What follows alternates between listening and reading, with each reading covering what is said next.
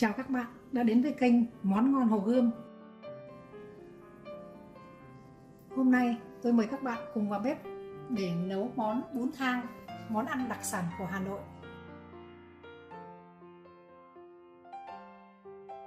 Nguyên liệu chuẩn bị gồm có gà 1 con, xương, hành tím, hành tây, tôm khô, nấm hương, củ cải khô. Rau ăn kèm gồm có hành lá, rau răm, ớt, gừng, chanh,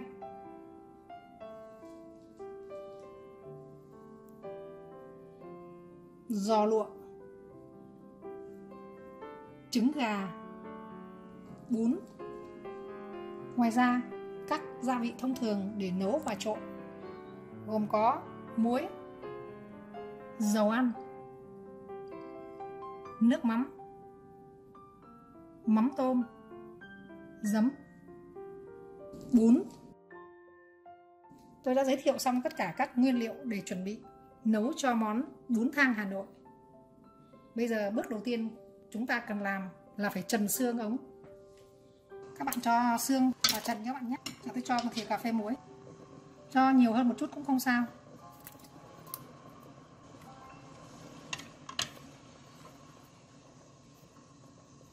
Trần sẽ có tác dụng để cho cái xương nó đỡ cái mùi hôi, cho nên các bạn có thể cho nhiều muối lên không sao. Khi nước nó đã sôi lại như này là các bạn vớt xương ra để ra xả nước lạnh, nước sạch nhiều lần nhé, cho khi nào xương thật sạch. Hôm nay tôi chuẩn bị 4 lít nước. Chỗ này là 1,5 kg xương. Cái chỗ xương này các bạn có thể chuẩn bị nhiều hơn hay ít hơn một chút cũng không sao nhé. Các bạn cần chuẩn bị 50 g tôm khô các bạn nhé. Các bạn ngâm nước đi. Ngâm trước khoảng nửa tiếng đến 1 tiếng. Sau khi xương đã được trần và rửa sạch, bây giờ các bạn cần cho các nguyên liệu để hầm cùng với nhé. Chỗ này là 50 g tôm khô. Tôm nõn bóc vỏ khô nhé các bạn nhé. 50 g thì các bạn cho 2/3 vào hầm. Còn bớt lại 1/3 để tí chúng ta giã để làm ăn với bún kèm sau.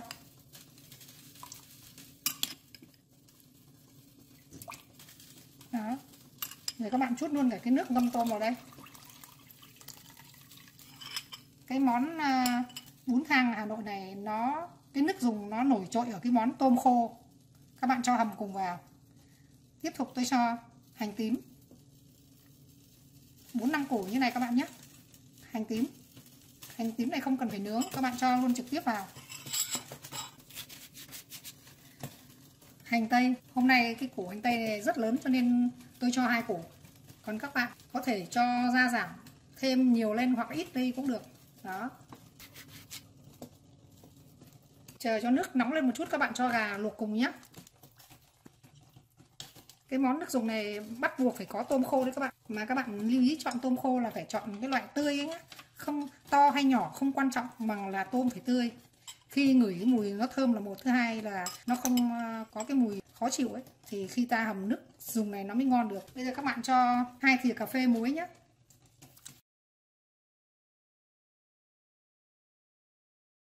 Khi nước nó sôi lên các bạn hạ nhỏ lửa. Đây là củ cải khô các bạn nhé. Các bạn yêu cầu tôi làm cái món bún thang này từ rất là lâu rồi, nhưng mà vì là tôi không mua được cái củ cải khô này, đến bây giờ hôm nay tôi mới mua được thì tôi mới giới thiệu cho các bạn cách làm món bún thang này. Đây là củ cải khô các bạn nhé, chứ không phải củ cải ngâm mặn đâu, không phải củ cải muối đâu, là rất là nhạt. Bạn ngâm vào nước nhé, hơi ấm một chút. Tôi ngâm như thế là 4-5 tiếng rồi đấy. Các bạn ngâm khi nào nó nở tung ra to như này mà các bạn ăn cảm thấy ở trong nó không còn khô nữa nhé, nó nở tung hết ra mà nước nó phải trong như này thì các bạn mới có thể dùng được. Rồi các bạn vớt ra này, vắt thật khô nhé, vắt càng kỹ càng tốt. Nó nở ra như này rất nhiều.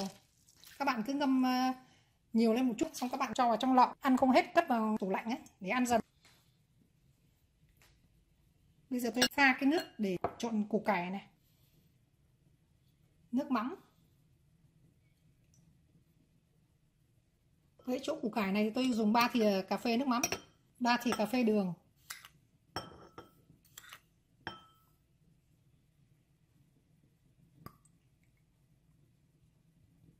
2 thìa cà phê giấm. Các bạn đánh tan đường. Sau đó chúng ta trộn vào đây.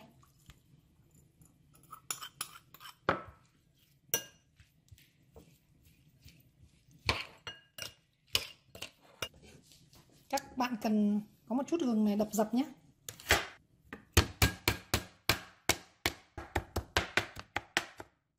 Các bạn cho một chút gừng vào đây. Cho ít cho các bạn nhé. Cho nhiều quá nó nồng lên, nó át mất cái mùi thức ăn của mình. Các bạn chỉ cho một chút xíu thôi là được.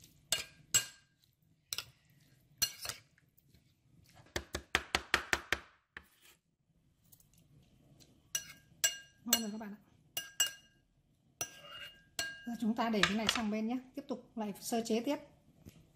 Nước hầm xương và luộc gà của chúng ta đã sôi lên các bạn này. Bây giờ nó đã sôi lên như này là các bạn phải nhỏ lửa nhé.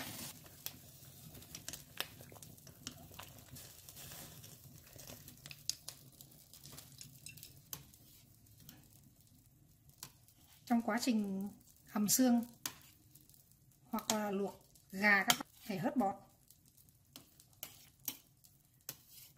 Bạn nào mà chưa biết cách luộc gà thì các bạn hãy xem cái video mà cách luộc gà của tôi nhé, để chi tiết hơn, để luộc cho nó ngon, nó đúng. Các bạn lâu lâu này phải hớt bọt một chút đi cho cái nước dùng của chúng ta nó trong. Nước dùng sôi tôi hạ lửa các bạn nhé. Nhớ các bạn nhìn trên nhìn nhỏ, nó chỉ sôi lăn tăn lên một chút thôi. Nếu các bạn đun to quá là nước sẽ cạn. Chỗ nước dùng này 4 lít nước để dùng cho khoảng 8 bát. Cho nên các bạn nấu mà lửa to quá nó cạn đi thì các bạn có thể cho thêm thành 4,5 lít, thì để nó trừ hao, nó phần nó cạn đi hoặc nó bay hơi bớt đi. Đấy, khi sôi các bạn để ý nhé, nó chỉ sủi tăm lên một chút xíu này thôi. Mà nó sôi bùng bùng bùng lên là gà nát mà trong vẫn sống đấy các bạn nhé. Mà nước lại đục lên nữa. Là bước tiếp theo các bạn cần làm để ăn kèm với món ăn này nhé, là trứng. Tùy theo cái số lượng người ăn của các bạn mà các bạn cần chuẩn bị trứng. Các bạn cho một tí thì tí muối này thôi nhé, chút xíu muối này, tí này thôi được rồi. Các bạn không thích cho muối thì cho nước mắm cũng được. Cái món ăn này nó rất là nhiều cái khâu, cái nguyên liệu cần phải chuẩn bị làm để ăn theo nó. Ví dụ như là trứng này, hay giò này. Thì làm cái món này thì các bà nội trợ phải có một chút gọi là gì nhỉ? Cái kỹ năng nấu nướng một chút. Ví dụ như tí nữa là cái món trứng này là các bạn phải tráng rất là mỏng lắm ấy. Thì khi ăn cái món này mới ngon. Cái món bún thang này thực ra nấu nó khó đâu, nhưng chỉ là các cái nguyên liệu nhiều, làm nó phải cầu kỳ một chút. Và cái người nấu ăn là phải có một chút cái kỹ năng nấu nướng. Bạn làm nhiều này thì nó cũng quen đi rồi, mà làm mãi chăm hay vòng tay quen, làm mãi thì nó cũng phải giỏi thôi. Một cái điều lưu ý cho cái món trứng này nhé, là các bạn phải đánh thật tan lòng trắng ra. Nếu mà còn lòng trắng khi các bạn cho vào chảo, lắc chảo là nó sẽ không mỏng. Cho nên phải đánh cho nó thật tan hết cả lòng trắng. Xong rồi bây giờ chúng ta cần một cái chảo đặt trên bếp. Làm cái món trứng này để cho nó thật mỏng, các bạn phải có cái cách để thử chảo như này. Trước tiên các bạn đặt lửa lớn lên để cho nóng chảo. Các bạn thử chảo này. Nếu các bạn thấy để tay mà gần sát mặt chảo này mà chưa thấy nóng tức là chưa được. Còn thấy nó bốc hơi mà cảm thấy tay nó đã nóng nhiều lên một chút là các bạn có thể tráng trứng được. Cái này là chảo hơi bị nóng rồi đây này. Đó. Tôi thử đổ trứng cho các bạn xem nhé. Đó. Nó nóng quá, khi các bạn đổ vào là nó đông cứng lại luôn, thì mình không làm cho nó mỏng được. Mà nó nguội quá, các bạn cho trứng vào lắc nó cũng không bám vào chảo, nó lại cũng rất là khó. Cho nên tôi mới bảo món ăn này cần người đầu bếp có kỹ năng một chút, có cái kinh nghiệm một chút đấy. Tráng cái trứng này cần rất là mỏng, nhiệt độ của chảo rất là quan trọng. Tôi cho một chút xíu dầu nhé các bạn nhé. Đó, lửa đang bị dài các bạn này, đang lửa đã bị to quá này, tôi phải nhấc lên khỏi bếp này. Đó, đó là lửa quá cao, các bạn nhìn thấy tôi cho dầu ăn là nó bốc khói lên như này là lửa bị lớn rồi đó. Phải nhấc chảo lên khỏi bếp cho nó giảm bớt đi. Tôi dùng miếng giấy này tôi lau bớt mỡ đi các bạn này. Đó, bây giờ là vừa đây này. Càng mỏng càng tốt các bạn nhé.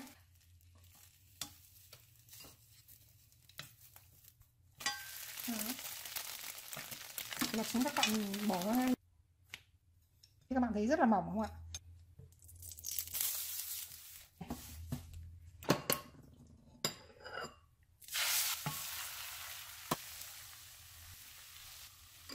Các bạn phải rất nhanh tay đấy, mà lửa rất là vừa thì đổ vào nó không chết ngay được, trứng nó không chín ngay được.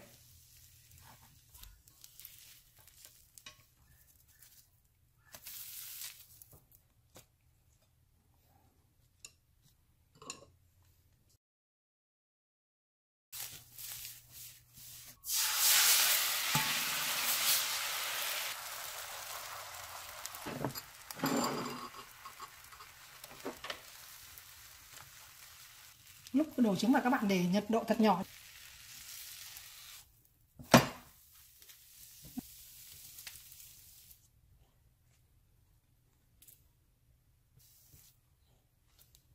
Bao quả trứng này tôi tráng được như thế là 6 mẻ như này. Nó mỏng như này các bạn này, nó mỏng tang. Đó, các bạn nhìn rõ không ạ? Để kiểm tra xem gà nước dùng thế nào các bạn. Hôm nay tôi mua được con gà rất là ngon các bạn này, rất là vàng. Mà khi các bạn mua gà ấy, quan trọng chọn gà ấy. Như ở Việt Nam thì nó dễ rồi, chúng ta nhìn thấy tận mắt. Hay là mua gà nó còn đang sống ở trong chuồng ấy thì chọn con nào cũng được. Nhưng mà ở bên nước ngoài này thì các bạn chú ý, họ đã đóng vào hút chân không, hít chân không. Con gà nó nằm ở trong cái bao ni lông rất là chắc rồi. Vì vậy các bạn chỉ nhìn qua được túi ni lông thì các bạn thấy con gà cái da bao giờ nó vàng thì con gà đó ngon. Nó và cái lườn của nó, cái dưới ức bụng của nó là phải đầy đặn, chứ không phải dơ xương ra là con gà đó gầy. Giờ tiếp tục chúng ta lại làm đến tôm nhé các bạn. 50g tôm thì tôi cho 2/3 vào để cho vào nước dùng rồi. Còn chỗ này chúng ta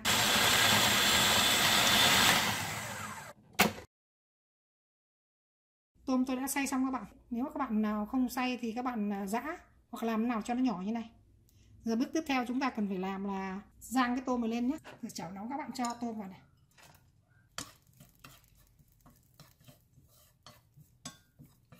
Khi các bạn cháy cái tôm này thì các bạn để lửa vừa thôi các bạn nhé. Khi nào chuẩn bị được thì các bạn nhỏ lửa. Còn bây giờ đầu tiên là các bạn để lửa vừa thôi. Các bạn không phải cho nước mắm hay là muối gì đâu, các bạn chỉ để nguyên vậy, làm cho nó khô và nó bông tơi lên là được. Nếu mà bạn nào muốn cái tôm này có màu đẹp hơn thì các bạn cho vài giọt cái màu hạt điều vào. Các bạn rang cho cái tôm này nó khô đi nhé. Nếu mà khô quá ăn cũng không ngon đâu. Bây giờ tôi tắt bếp được rồi các bạn. Các bạn vẫn để trên chảo đảo qua đảo lại một vài phút nữa cho tôm nó săn chắc vào. Tiếp tục vẫn đảo trên chảo các bạn nhé. Bếp tắt rồi các bạn nhấc ra nhé. Vẫn đảo trên chảo này.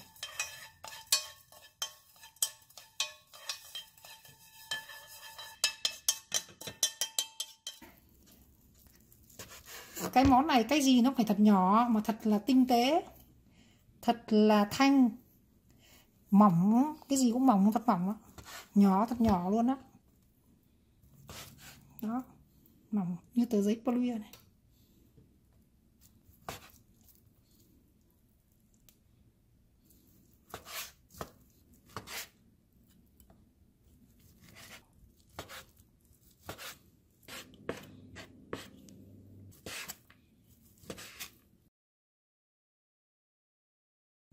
Rồi tôi thử gà xem được chưa các bạn nhé. Các bạn xiên vào chỗ dày nhất này, chỗ cái đùi gà này. Đó, thấy trong này nước màu hồng của gà nó không ra nữa, ra nước trắng là được rồi. Con gà này tôi luộc được như thế là 45 phút rồi đây này.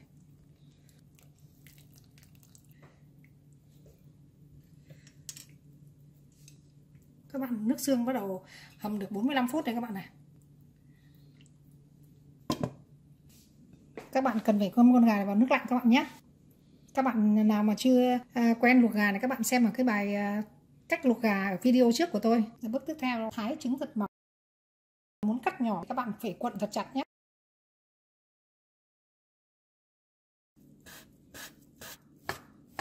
Làm cái món này thì không thể đeo găng được các bạn, nó cần phải cái độ nhỏ xíu, sự khéo léo, đâm ra đeo găng tay vào không làm được. Cho nên trước khi làm các cái món này các bạn rửa tay sạch sẽ nhé.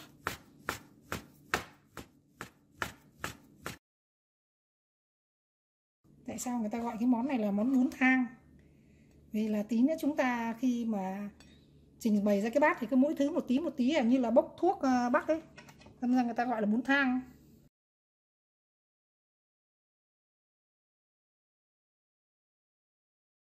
Các bạn chọn nấm hương càng thơm càng tốt, tại vì chúng ta dùng nấm hương này để cho vào nước dùng kia không phải để ăn cái này là chủ yếu, mà là để dùng hương thơm của nó, cho cái nước dùng nó có cái mùi đặc trưng riêng của cái món bún thang này.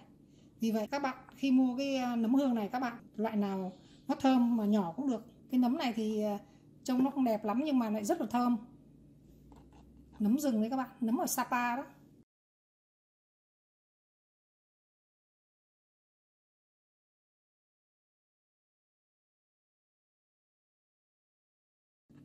Phải ngâm nấm trước khi nấu các bạn nhé. Cái này phải ngâm khi nào cho nước nó trong lên, đừng nước nó vàng quá là không được đâu các bạn. Các bạn phải ngâm trước vài giờ đồng hồ. Chúng ta không dùng cái nước ngâm nấm này.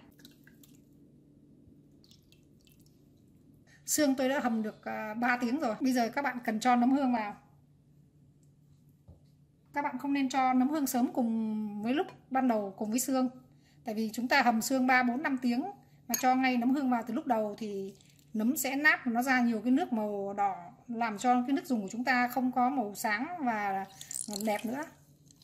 Vì vậy mà trước khi giờ ăn, còn cách 1 tiếng nữa các bạn mới cho nấm hương vào nhé. Các bạn vắt kiệt nước đi.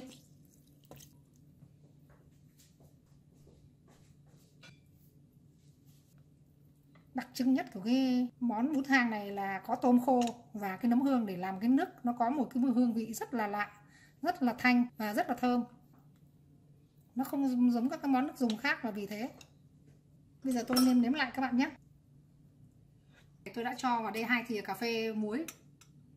Bây giờ tiếp tục cho các bạn nhé. Tôi cho 2 thìa canh hạt nêm.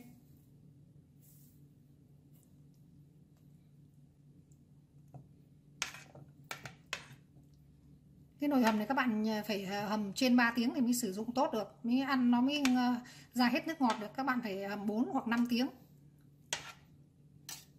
Trước khi ăn các bạn hãy cho nước mắm nhé. Cái món này các bạn đừng có nêm nếm đậm đà quá, nếm vừa ăn, nêm nếm vừa ăn. Tôi cho thêm 2 thìa canh nước mắm. Khi chúng ta ăn cái món bún thang này tí nữa chúng ta còn phải ăn kèm với mắm tôm nữa. Vì vậy các nêm nếm này các bạn chỉ ăn nếm nếm vừa miệng thôi, không nêm đậm đà. Cái món này ăn thì cần hành hoa như thế này các bạn này, cái củ nó nhỏ như này này, chứ không phải cái cành cái loại hành mà củ to cái bự cái đầu này là ăn không ngon bằng. Đó, cái món này lại không phải là ăn hành trẻ như ăn phở, mà các bạn phải cắt rất là mỏng ấy, thật nhỏ, cả cái đầu hành trắng và cả hành.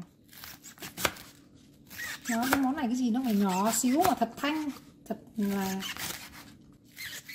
nhẹ nhàng ấy.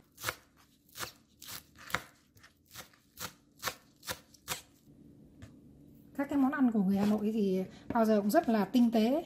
Thí dụ như là có những món cần phải thái hành dài hơn một chút, có những món phải thật là nhỏ, có cái thì phải vừa thôi. Đó, chứ không phải cái nào cũng thái hành kích cỡ giống nhau đâu các bạn. Thí dụ như món bún thang này phải cắt hành rất là nhỏ. Thế như là món phở bò thì cũng không cần phải nhỏ xíu như này, lớn hơn một chút. Hay những món xào thì các bạn phải thái khúc nó ra. Đó, nó tùy theo món mà mình thái như nào cho nó trong cái món ăn nó mới hấp dẫn và nó tinh tế. Đây rau răm. Món bún thang này các bạn không thể thiếu rau răm các bạn nhé. Không thể thay thế rau gì khác ngoài rau răm. Chứ cái món này các bạn thấy nó có từ cái đời xa xưa lắm rồi. Như bố mẹ tôi mà còn sống bây giờ thì cũng gần 100 tuổi rồi mà đã nghe thấy cái món này từ hồi đó rồi. Còn trước đó nó có từ bao giờ thì tôi cũng không biết. Chưa thấy ai thay đổi cái món này là cho cái rau khác vào. Thí dụ như các bạn cho kinh giới này, tía tô này, cho cần nước này, cho cho bắp chuối này, cho hoa chuối là không đúng đâu các bạn nhé. Nó ra một món khác rồi. Nó ra một cái món không giống ai rồi. Thì không phải là món bún thang, một cái món đặc sản của Hà Nội nữa. Mà cái món này bắt buộc là phải ăn bằng rau răm, không thay thế rau khác được. Món này chỉ có 2 loại rau ăn kèm là hành và rau răm đấy các bạn nhé. Các bạn lưu ý nhé. Khi chuẩn bị cho đúng thì nó mới đúng hương vị của cái món này được. Chứ không phải mình tự sáng tạo ra cho rau này rau kia vào là không đúng đâu các bạn.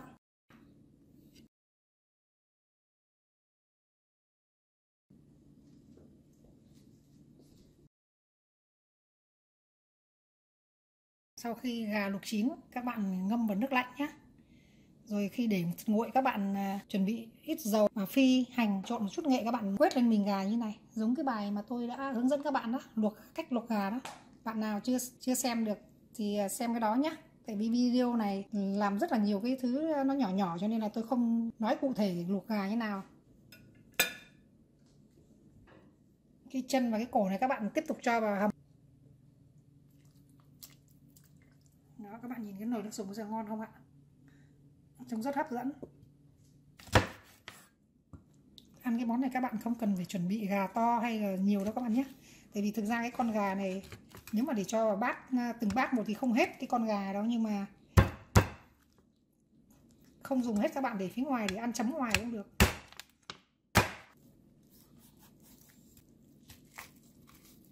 Các bạn cầm tách để lấy 2 cái lườn gà này. Đó, cái xương này các bạn cho vào nồi nước dùng các bạn nhé. Đó, cho tiếp vào nồi nước dùng.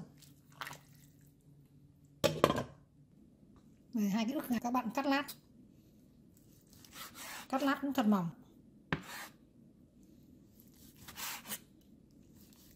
Không cắt lát thì các bạn có thể xé. Nhưng mà cắt lát thì trong khi mình trình bày cho ra bát nó đẹp hơn.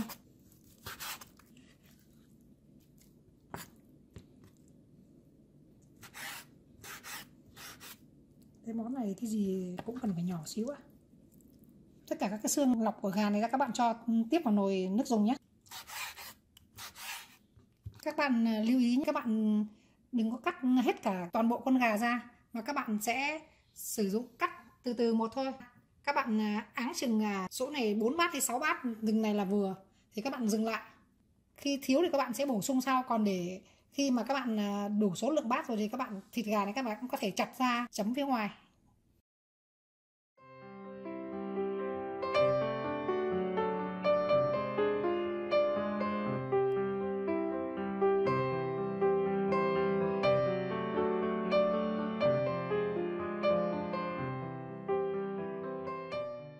Tôi đang làm thầy lang bốc thuốc đây các bạn này. Đấy, tại sao người ta gọi cái món này là món bún thang đấy.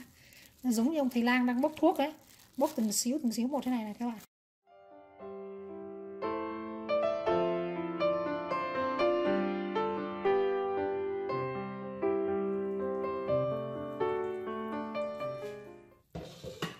Là nước sôi rồi các bạn này. Khi chan là các bạn phải để nước sôi lên nhé. Và các bạn thấy nồi nước dùng có ngon không ạ? Rất là ngon đấy.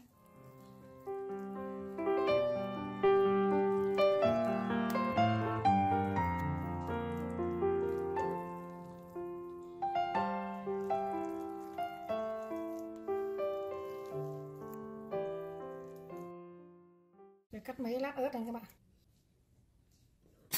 Trước khi thưởng thức cái món này, các bạn phải cho một chút mắm tôm lên nhé. Nhiều ít là tùy theo cái khẩu vị của các bạn. Mời các bạn thưởng thức món bún thang của Hà Nội.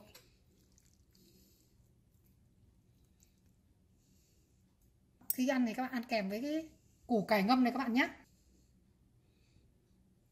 Cái món này cần phải có một nguyên liệu nữa, nhưng cái nguyên liệu này ở bên này thì không thể có được, đó là mua cái tinh dầu mà chính của con cà cuống ấy thì nó rất là ngon.